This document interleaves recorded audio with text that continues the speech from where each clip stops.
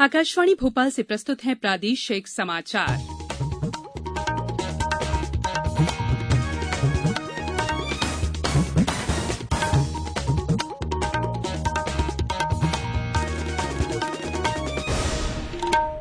नमस्कार, समाचारों के साथ मैं संयुक्ता बैनर्जी।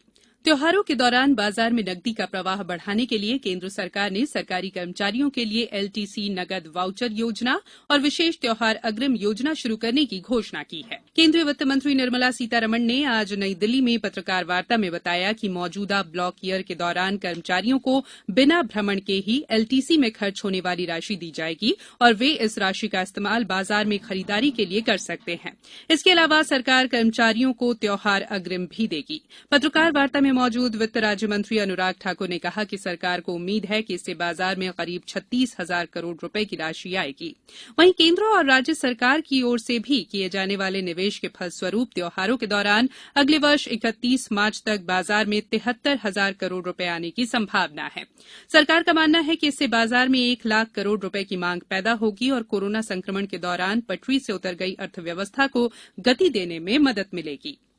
प्रधानमंत्री नरेंद्र मोदी ने वर्चुअल समारोह में राजमाता विजयाराजे सिंधिया की जयंती पर उनके सम्मान में 100 रुपए का स्मारक सिक्का जारी किया। भारतीय जनता पार्टी के संस्थापक सदस्यों में से एक विजयाराजे सिंधिया राजमाता के नाम से विख्यात थी। दिवंगत नेता को श्रद्धांजलि अर्पित करते हुए श्री मोदी ने कहा कि राजमाता सिंधिया का जीवन और उनके कार्य निर्धनों से जुड़े हुए थे और उनका जीवन जन सेवा में लगा था। श्री मोदी ने कहा कि राजमाता सिंधिया ने अपना जीवन राष्ट्र के निर्माण में समर्पित किया और भावी पीढ़ी की समृद्धि के लिए अपनी खुशियों को त्याग दिया। कार्यक्रम में केंद्रीय संस्कृति मंत्री प्रहलाद सिंह पटेल और राजमाता सिंधिया के परिवार के करीबी रिश्तेदार शामिल हुए।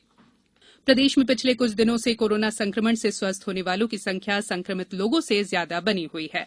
लगभग 2,000 मरीज स्वस्थ हुए हैं, जबकि 1,500 से ज्यादा नए प्रकरण सामने आए हैं।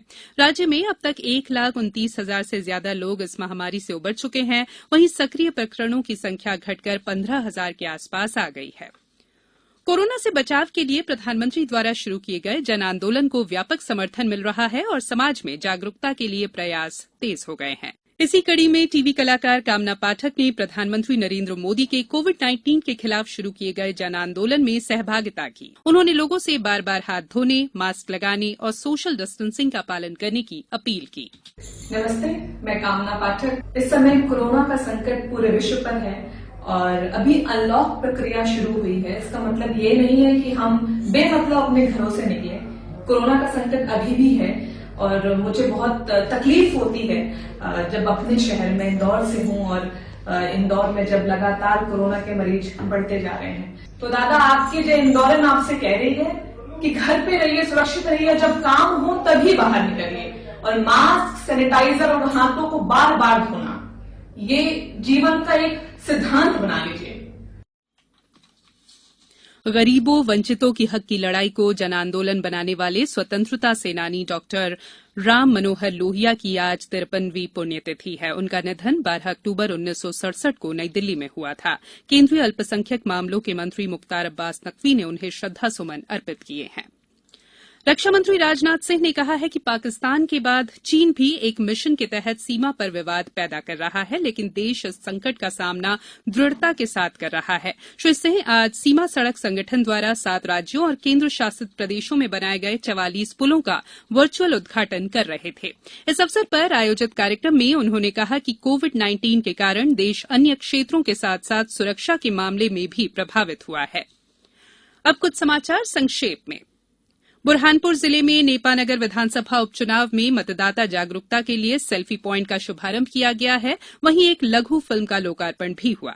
उज्जैन के महाकाल मंदिर में हर 2 घंटे के अंतराल में अब 1,500 श्रद्धालुओं को प्रवेश दिया जाएगा। दर्शन की बुकिंग की सुविधा के लिए परिसर में कियोस्क स्थापित किए जाएंगे।